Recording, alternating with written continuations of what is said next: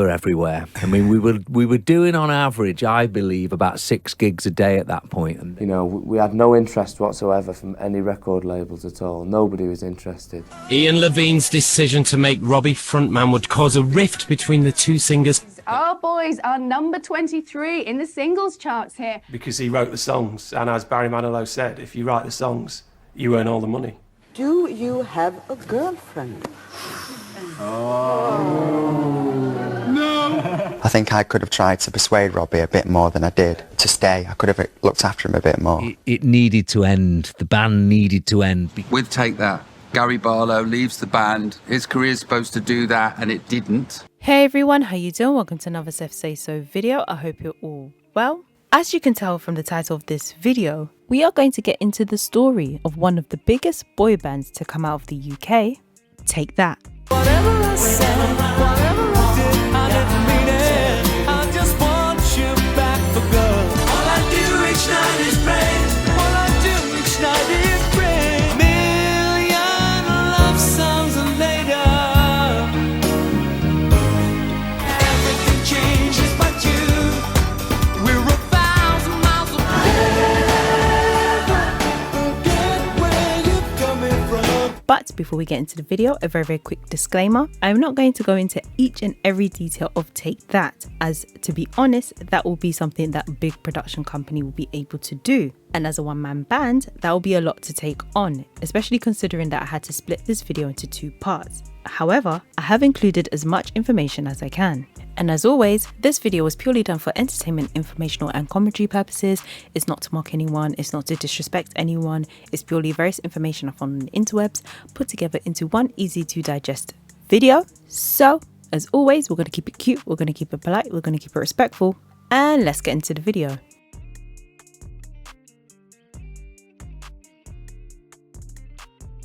In 1989, English band manager Nigel Martin Smith wanted to create a British male vocal singing group modelled on the American boy band New Kids on the Block, according to Wikipedia. I was looking for a group of lads that could become as big as, if not bigger than, New Kids on the Block. He was then introduced to Gary Barlow, who was a young singer-songwriter and had been performing in clubs and restaurants since the age of 15 and got his first keyboard at the age of 11. I was a piano player. Were you? And I was a singer. That's not a job, a piano player. It is. What sort? In a hotel? Yeah, in a restaurant. Were you? I was a piano player and then I was a singer. After handing him a demo one night after work, Nigel was so impressed with Gary's catalogue of self-written material that he later decided to build his new boy band around Gary's musical abilities. Nigel Martin Smith got hold of Gary. Gary Barlow was an ordinary piano player around the clubs, and all these guys were brought in to support Gary. The song on the demo tape was a rough version of A Million Love Songs, which Gary wrote in his bedroom at the age of 15. And the demo for Million Love Songs, he had a little studio at home, was exactly the same as what went on to be the hit record.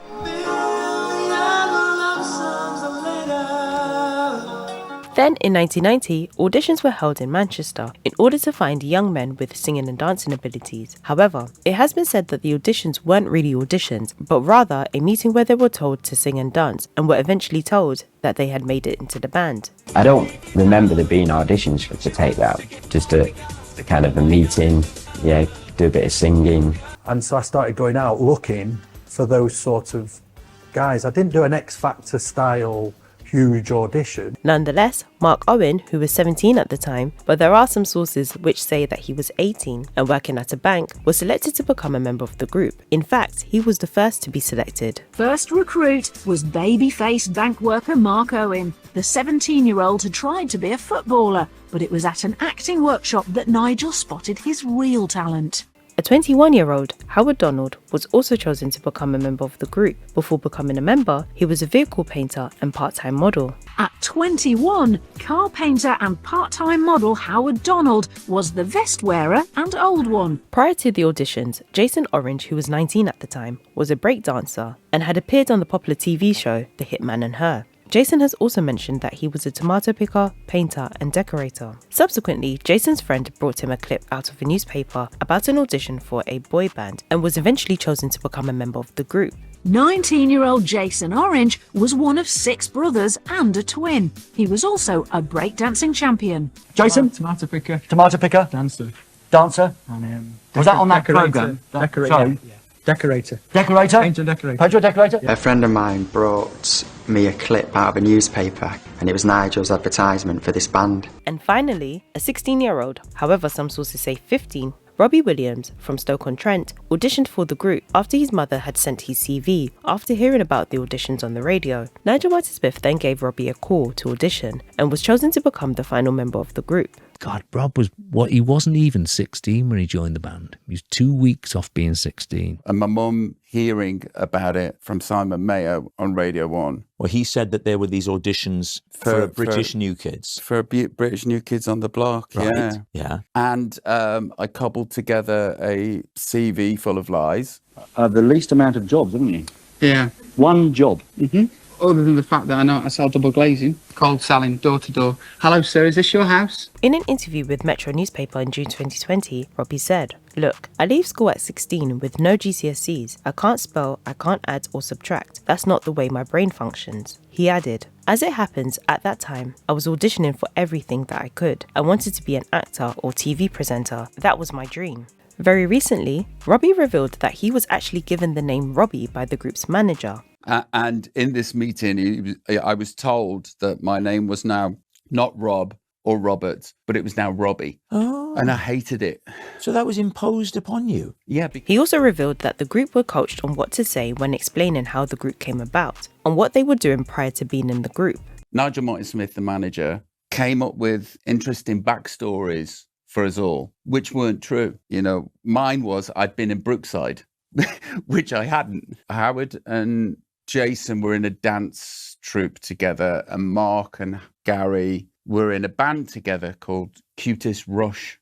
And we sort of like had this meeting where we were given our backstories. I've known Howard like most of my life. We've been dancing ever since.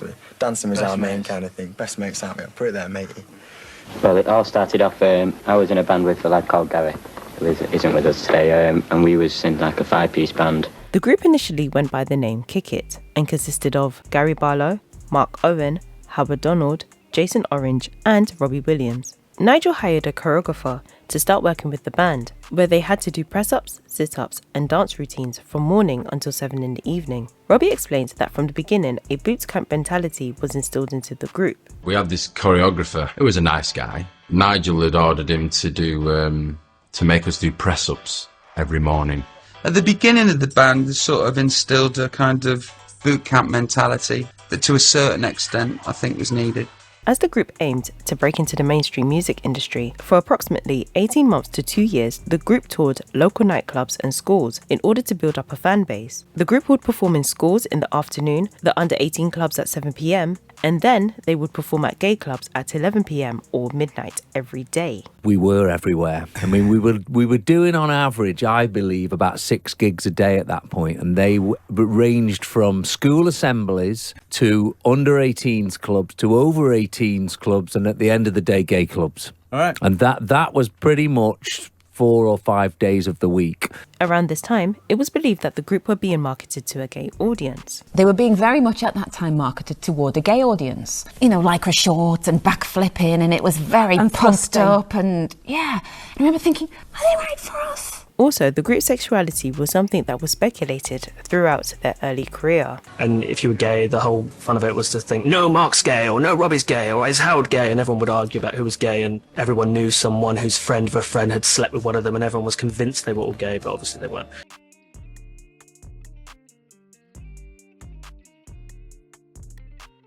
The group eventually changed their name from Kick It to Take That and made a few TV appearances, the first being on the TV show The Hitman and Her, where they performed their unreleased song My Kind of Girl, which was written by Gary Barlow.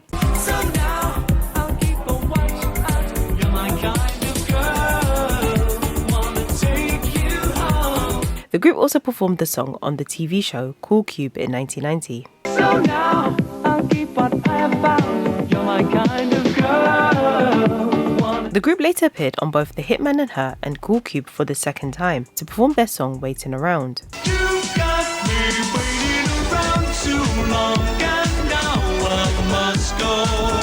She'll never love me alone.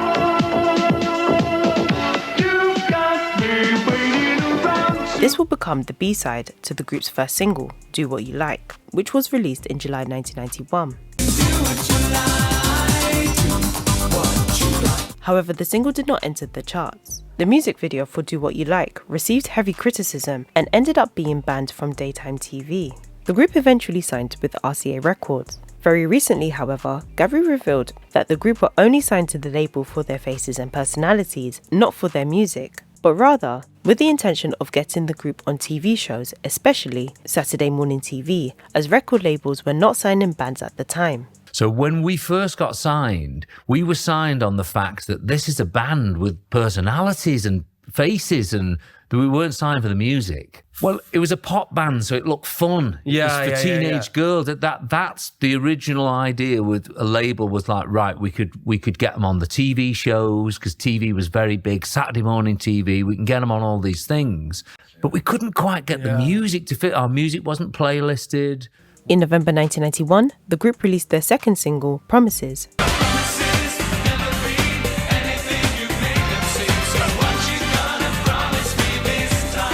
Which peaked at number 38 on the UK singles chart, spending a total of 2 weeks on the chart. Around the same time, Gary appeared on BBC's Pebble Mill at 1 to promote the single. Also in 1991, Gary and Robbie did an interview, and it was mentioned that the group were being described as manufactured and overhyped. Gary then explained that in July that year, record labels had no interest in the group, so they decided to put music out through their own label on a very, very low budget, to the point where halfway through the single release, they ran out of money. They had no big record company behind them. In July this year, you know, we had no interest whatsoever from any record labels at all. Nobody was interested. So we decided to do it on our own label. You know, we could see, you know, the demand out there for a band like us. So we did it on our own label on a very, very low budget. In fact, halfway through the single release, we run out of money. We had no big record company behind us with loads of money. We've done everything ourselves, you know. I think manufactured doesn't come into, you know, where we are at the moment anyway. Nigel Martin Smith appears to have confirmed this, as he stated that he remortgaged his house in order to fund the Do What You Like music video, which was a budget of £5,000. I remortgaged my house, I spent everything I had. I was using my own money, it was on my own record label, so I had a budget of £5,000 to make this video. In February 1992, Take That released another single, Once You've Tasted Love. Once you've tasted love, and it's just the beginning. Which peaked at number 47 on the UK singles chart, spending a total of 3 weeks on the chart. Due to Take That's first 2 singles under RCA Records and not performing as well as they hoped, the group feared that the record label would drop them, but they had one more shot. I think the label had definitely was beginning to have a second look at them. I think after you put 2 singles out, having made the videos and all the expenditure that goes with it, you begin to review the situation. So I think they had one more shot.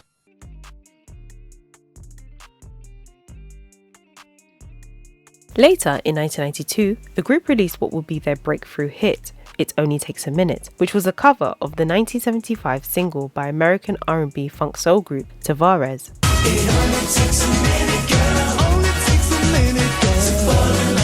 Which peaked at number 7 on the UK singles chart, spending a total of 8 weeks on the chart.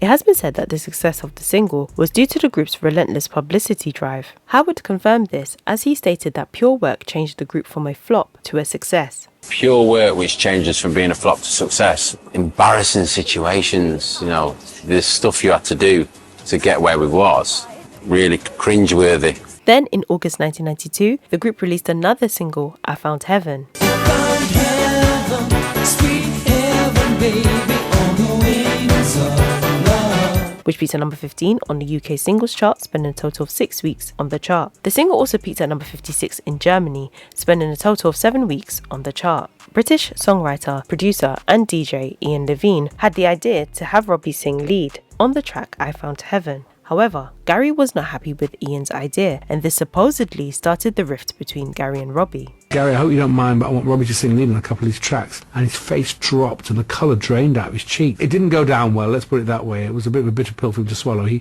had seen himself as the lead singer. And Ian Levine's decision to make Robbie frontman would cause a rift between the two singers. Gary has recently admitted that whilst in the band, he was right all the time, and he was the leader all the time, and did not want to give that up. He also admitted that he was unbearable during this time. Oh, I think I was unbearable. I really do. You know, I look at my band members over the years, I think, God, they've put up with a lot with me. I was right all the time, and I was the leader all the time. That original role I'd been given, I didn't give any of it up as the years went on. Also in August 1992, the group released their debut album, Take That and Party, which peaked at number 2 on the UK albums chart, spending a total of an incredible 82 weeks on the chart. The album also did well internationally, peaking at number 21 in the Netherlands, number 28 in Germany, and number 38 in Sweden. In the same year, the group released another single, which was the first Gary Barlow ballad, A Million Love Songs,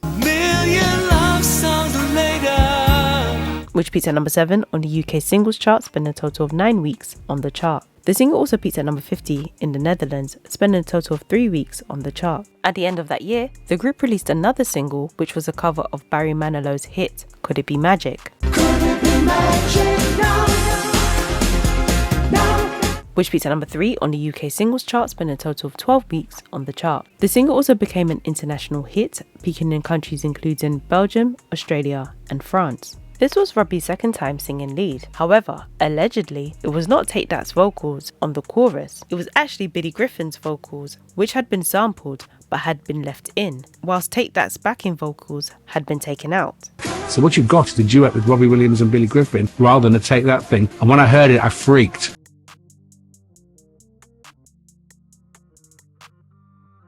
In February 1993, the group released what would be the first single from their upcoming album, Why Can't I Wake Up With You? Why can't I wake up with you? Which peaked at number 2 on the UK singles chart, spending a total of 10 weeks on the chart. The single also peaked at number 30 in Belgium and number 68 in Germany. Then, in July 1993, the group released what will be the second single from their upcoming album, Pray.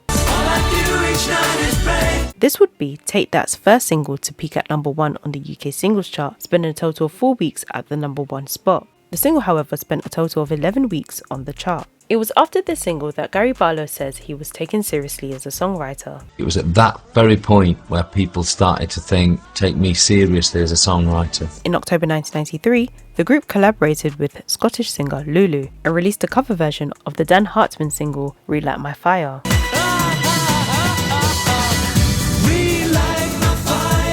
Which peaked at number 1 on the UK singles chart, spending a total of 2 weeks at the number 1 spot. The single, however, spent a total of a staggering 14 weeks on the chart. In the same month, the group released their second album, Everything Changes, which peaked at number 1 on the UK albums chart, spending a total of 2 weeks at the number 1 spot. The album, however, spent an astounding 88 weeks on the chart. Everything Changes also entered the charts in several countries, including the Netherlands, Austria, Switzerland, and Sweden. This album saw the group being nominated for the 1994 Mercury Prize Award. However, the Everything Changes album failed to crack the US market, despite the group releasing an exclusive remix of Love Ain't Here Anymore, which gained little success according to Wikipedia.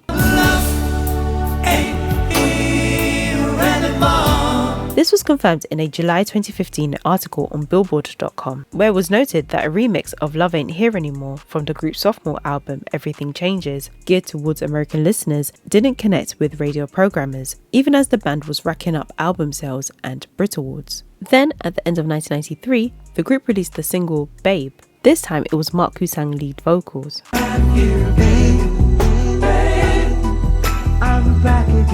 Which peaked at number 1 on the UK singles chart, spent a total of 1 week at the number 1 spot. The single, however, spent a total of 10 weeks on the chart. The single also entered the charts in countries including Germany, Belgium, and Norway. In 1994, the group released what would be their penultimate single from the album, Everything Changes, which peaked at number 1 on the UK singles chart, spent a total of 2 weeks at the number 1 spot, making this the group's 4th consecutive number 1 single. The single, however, spent a total of a staggering 13 weeks on the chart. Everything Changes also entered the charts in countries including the Netherlands, Switzerland, and Austria. Then, in July 1994, the group released their final single from the album, Love Ain't Here Anymore.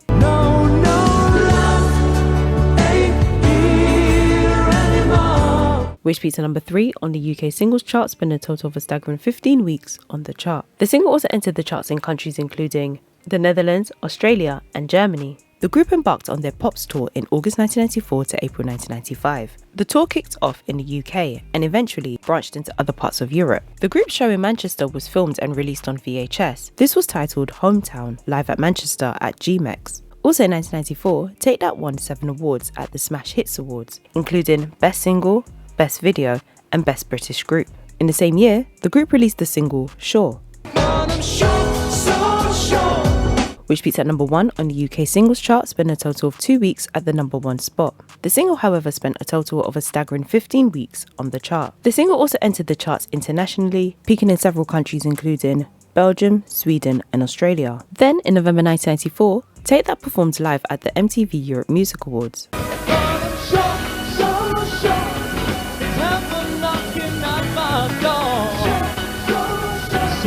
However, according to Wikipedia, Robbie's substance abuse had escalated to a near overdose the night before the group was scheduled to perform at the MTV Europe Music Awards. In Germany, the very first MTV Awards, I flew in there to Robbie in bed, shivering, ill because he's been up all night with a certain international model, drinking champagne and taking cocaine. We were at the MTV Awards in Germany. Robbie's manager came running into the suite while I was taking care of Naomi and ran upstairs, and Robbie was carried out of the room.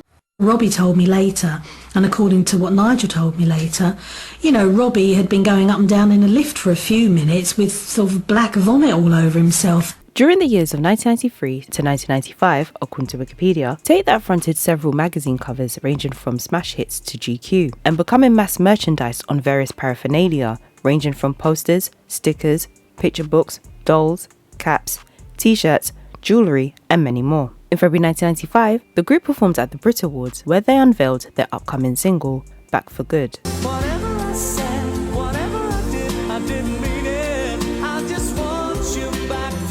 And in April 1995, Take That released what would be the first single from their upcoming album, Back for Good, which peaked at number 1 on the UK singles chart, spent a total of 4 weeks at the number 1 spot. The single, however, spent a total of a staggering 18 weeks on the chart. The single also entered the charts in several countries, including Norway, the Netherlands, New Zealand, and France. It was after the release of Back for Good that the group were getting serious radio play. Until Back for Good, I think Back for Good was really the first time where radio played us big time, like A-list everywhere. I think it took that long.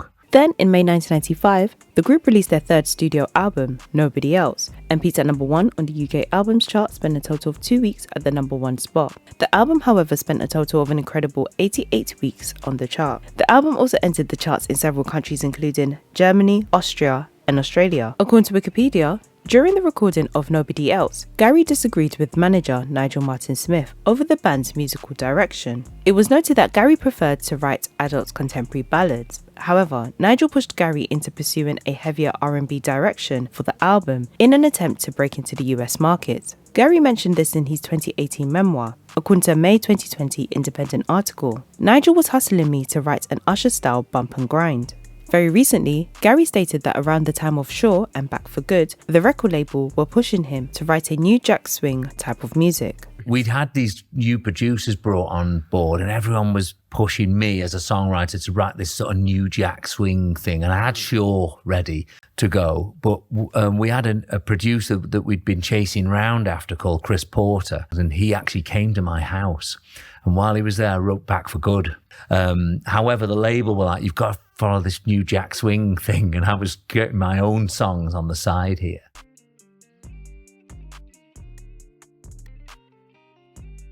At the height of Take That's career, tensions began brewing as things became too chaotic, egos became inflated, and the group were arguing more than ever. We were all getting too much money, perhaps. Tensions just started to come about amongst us all. There was a little bit more arguing in the band now, you know. There was still a togetherness, but, you know, the jokes that used to be quite light were actually a bit heavier now. It has also been mentioned that as Gary was the songwriter of the group, he made a fortune, whilst the other band members didn't, and eventually cracks started to show. The main talent in Take That was Gary Barlow, because he wrote the songs, and as Barry Manilow said, if you write the songs, you earn all the money. Gary made an absolute bloody fortune and the others didn't. Gary had the money and the power, and the others were being frozen out. Cracks were starting to show. In June 1995, Robbie was photographed partying with British indie band Oasis at the Glastonbury Festival. He also joined the band on stage during their performance. In July 1995, Robbie was given a choice between adhering to the band's responsibilities or to leave the group before their scheduled world tour. Robbie has said that he took this as an ultimatum because, as he saw it, the group were already thinking of doing the tour as a four-piece and was then asked what his thoughts were. This is where he decided to leave the group. And they said, we've been thinking about, this is how I saw it, we've been thinking about doing this next tour as a four-piece. What do you think? It was on Monday evening that Robbie Williams announced that he's to leave Take That. The band's managers said that Robbie was leaving because, and I quote, he was no longer able to give the commitment they needed. This was mentioned in slightly more detail in a mirror.co.uk article in July 2020. Following his trip to Glastonbury and missed rehearsals, the rest of the band were incensed, and when he finally returned to work, they told him exactly what they thought. They told him he should leave the band sooner rather than later if he wasn't prepared to commit to what they were trying to achieve. Jason, in his role as the sensitive soul of the group, was tasked with telling Robbie he was no longer needed as the Take That boys prepared for another huge tour. Robbie said, during the afternoon, Jason Orange said, "Bob, we need to sit you down and have a chat. So you're going to leave after this tour, and what we've decided is, we think it's best you go now, so we can prove we can do this as a four-piece. What do you think?" That was the opening of the door. That's all I needed. I think I was probably pretty instrumental in Robbie's leaving. I think I could have tried to persuade Robbie a bit more than I did to stay. I could have looked after him a bit more. Robbie confirmed this in his recent Netflix documentary, but it seems as though Robbie's mind was already made up prior to being told to leave, because whilst at the Glastonbury Festival, he said that being in Take That was good for a while, but he's bored now and wanted to do something more outrageous. It was good for a while, but I'm bored of that. I want to do something else now, more outrageous. However, in the documentary Take That for the Record, Mark explained that Robbie came back from Glastonbury drunk and had gone upstairs to take a nap. Later on, Robbie came downstairs and said that he didn't want to be in the band anymore. Rob went off to Glastonbury, and I remember he came back and he was absolutely wasted, and he went upstairs and had a bit of a kip, and he came down a bit later, and Rob said he didn't want to be in the band no more. In the same documentary, Robbie said that at this point, he had physically and mentally checked out of the group. He had become really depressed whilst being in the band and would drink himself into oblivion. I'd physically and mentally gone. I was so depressed. And I was going back to my hotel in Manchester, and I'd just drink myself into oblivion. And I could just remember, wailing like a banshee, uncontrollable, in my room by myself, downing in a bottle of neat vodka. I was 19, 20. It has also been mentioned that the day after Robbie's appearance at Glastonbury, he realised his mistake and wanted to arrive to rehearsals on time and make an effort. Robbie realised that he was making mistakes, and what he wanted to do was go into rehearsals the following morning. He wanted to be on time, he wanted to be sober, and he really wanted to get on with rehearsals. There were also claims, however, that Robbie was bored with Gary's leadership and was jealous of Gary, and according to an article on planetradio.co.uk, Robbie's departure from the group boiled down to a few crucial factors. He was unhappy with being told what to do by the group's management, there were musical differences, and tensions began to escalate in the band when Robbie started to miss rehearsals due to his excessive partying. It just gone too much for him, the day in, day out, the work, the stress of it all, and me leading everybody, telling them what to do. It just got too much for him. According to a May 2020 Independent article, it was noted that Robbie wanted to pursue songwriting on his own. He said in 2017, there was a lead singer and we were, for all intents and purposes, backing dancers, and it was a stepping stone for someone's career, and we were viewed as such. Robbie mentioned this again in his recent Netflix documentary. There were also claims that the rest of the band members already knew that Robbie wanted to leave and apparently join Oasis. He's had enough. And they were all talking about it like this. It wasn't a taboo subject, He had started to hate what he did. He wanted to be in Oasis. It has been claimed that Robbie did not leave the group on his own accord, but was sacked from the group. And about 2 o'clock in the afternoon, I got this phone call from Robbie saying, "I've been sacked." I said, "Right, but you sort of wanted to leave anyway, didn't you?" He went, "Well, yeah, but I've been sacked." Do you regret leaving Take That when you did? No, I didn't leave, I was sacked. Speaking with radio DJ Scott Mills for BBC Two's Robbie Williams' My Life Through a Lens in December 2022, Robbie said, "I think that was in the middle of a nervous breakdown, my first of many. All the information going into the computer had made the computer overload." He goes on to say, "Things weren't great at home, things weren't great with my job, and then I was new to this phenomena of extreme fame. I was doing my GCSEs, which I failed at, to then all of a sudden being in Japan and having 3,000 fans outside, and then that being the case everywhere that we go. It was unsafe and it was surreal, and that, mixed with what I was ingesting to cope with my life and the way that my mind and body reacts to it, didn't mix well. So it felt like I was in some sort of burning building and I needed to get out. That's how it felt at the time. And then I was like, okay, I'll do this tour and then I will leave. And they actually went, actually, if you're going to leave, you can go now." Try and explore America for the next 2 years and get some kind of success. Being 5 and going to 4 within the first month of us releasing a single. And I think that they said, ultimately, do you want to make that decision now? Because we should go over as 4. Not thinking that Robbie would pull out, but he said, okay, can I finish my lunch?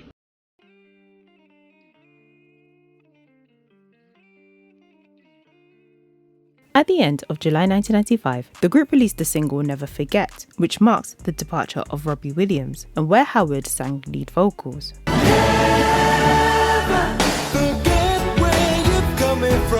And peaked at #1 on the UK singles chart, spent a total of 3 weeks at the #1 spot. The single, however, spent a total of a staggering 19 weeks on the chart. The single also entered the charts in several countries, including Finland, the Netherlands, Australia, and Sweden. Then, in August 1995, the group's album, Nobody Else, was released in the US by Arista Records after signing a US deal that same year, and had sold 288,000 copies, according to a July 2015 Billboard article. The US version of the album had a different track listing in that 4 album tracks were swapped for 3 singles from the group's prior album, Everything Changes, which were Pray, Babe, and Love Ain't Here Anymore. Also, the US album cover was replaced by a picture of the group as a 4-piece. Additionally, the group's single, Back for Good, also entered the charts in the US. Our boys are number 23 in the singles charts here. This is the market aiming that Take That have wanted to crack for ages and ages. Take That also embarked on their Nobody Else tour, playing 31 dates across several countries later that year. Every guy needs a girl like you. In September 1995, the group released the single Sunday to Saturday. It's a Sunday through to Saturday love. It's a Sunday through to Saturday love. It appears that the single was only released in Japan, according to discogs.com. And in November that year, the group won the award for Best Live Act at the MTV Europe Music Awards. Also, according to a July 2015 article on Billboard.com, Take That finished out 1995 at number 62 on the Billboard Hot 100. According to Wikipedia, following the tour, the group began to plan their next album, but when they spent Christmas together, they mutually agreed that it was time for the group to part ways. We all went on holiday at Christmas, and that's when the band ended. It needed to end. The band needed to end, because we did all end with a handshake at the end, and everyone went their separate ways. And I mean, we all sat and made the decision. Everyone was ready for just take this burden away. It just felt too much. It was not fun anymore. It was not fun anymore. It was so crazy. It was just too much. It was too hard to go out and do stuff. Picking up where Gary said that it was hard for the band to go out and do stuff, there have been claims that Nigel ruled the group with an iron rod. They were not allowed to smoke, drink, or have girlfriends, and if they did have any girlfriends, they were told to deny that they did. For 6 years, he had ruled the band with an iron rod. No smoking, no drinking, no girls, no. Just no. Try not to mention this, try not to mention that. Don't, if they ask you about girlfriends, say you haven't got a girlfriend. Do you have a girlfriend? Nigel has also been heavily criticised of being a control freak. I think he was a control freak, but I don't think he could have been anything else. Nigel controlled the whole situation entirely. He controlled access to them, he controlled what they did on a 25-hour-a-day basis. Nothing happened in the early days of Take That without Nigel Martin-Smith approving anything or coordinating it and making it work.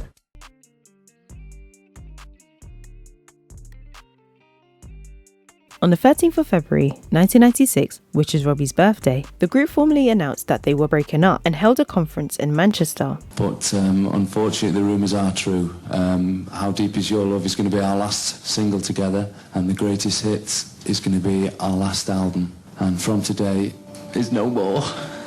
The group's announcement left fans around the world distraught. In the UK alone, teenage girls threatened to take their lives, to the point where telephone hotlines were set up by the government to provide them with counselling. We got hundreds and hundreds of calls. The Samaritans and Childline reported a huge increase in phone calls. There was even a 6-year-old little girl who was diagnosed with clinical depression as a result of Take That split. There were also rumours going around that fans were blaming Robbie for the group's breakup, as he was the first to leave.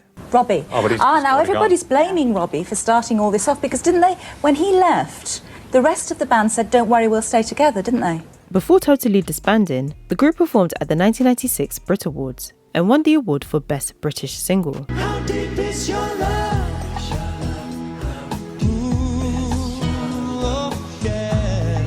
And the winners of the best single are Take That! Take That then released their final single, How Deep Is Your Love, which was a cover of the Bee Gees' hit single. How deep is your love?